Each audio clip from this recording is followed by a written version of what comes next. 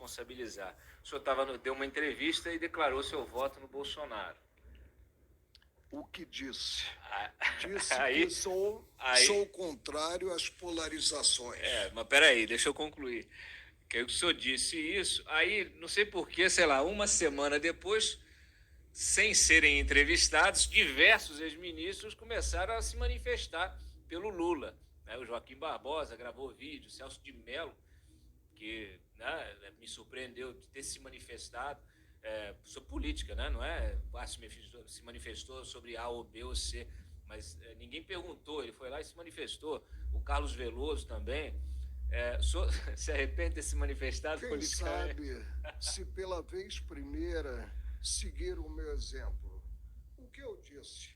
Eu disse que, como sou contrário a polarizações, eu votaria em quem estivesse em terceiro lugar.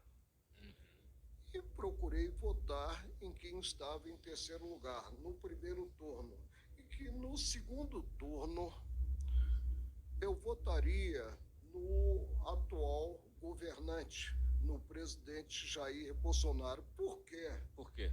Porque, como ex-juiz, não poderia jamais votar em alguém que, primeiro, foi presidente durante 8 anos, deu as cartas durante 6 anos no governo Dilma e que foi condenado em 4, se não me falha a memória, 4 processos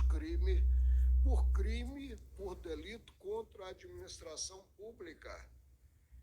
Disse-se, mas os processos foram anulados. Ele não foi absolvido pelo Supremo, os processos foram anulados pelo Supremo. A partir de uma visão, a meu ver, equivocada, incompetência territorial. Não seria competente o juízo da 13ª, mas um juiz de Brasília, um juízo federal de São Paulo. Quando nós sabemos que a incompetência territorial é relativa e ela preclui com o término do processo crime, mas o Supremo resolveu ressuscitar politicamente o ex-presidente Luiz Inácio Lula da Silva. E no passado eu votei nele, tanto que a revista Isto É, mediante caricatura do Paulo Caruso, fez uma última folha com a minha figura. Eu estou na porta de um restaurante com a faixa de presidente da República, que estava substituindo o presidente Fernando Henrique Cardoso, e vem o presidente Fernando Henrique Cardoso com umas malas, com etiquetas, Espanha, Itália, né, França, e a tabuleta do restaurante indicava prato do dia Lula. Nessa caricatura que eu mandei colocar numa moldura, eu tenho uma dedicatória do ex-presidente Lula ao amigo Marco Aurélio com um abraço do amigo Lula. Eu já votei no ex-presidente Lula, mas hoje, como ex-juiz, não posso votar no ex-presidente Lula. Voto e declarei o meu voto nesse sentido no presidente Jair Bolsonaro. E aí abriu o voto de divergência do Celso de Mello, do Joaquim Barbosa. Até nisso nós divergimos, né? Porque querem que o ex-presidente Lula volte ao poder. Eu não sou saudosista. Muito bem. Ministro, muito obrigado pela sua participação aqui no nosso programa de estreia.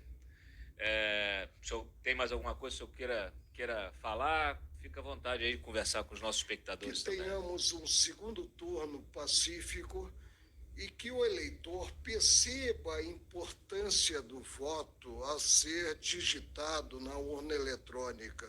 Ele é uno, mas se somará a tantos outros e implicará a escolha do dirigente maior do país, que praticará atos que repercutirão na respectiva vida do eleitor.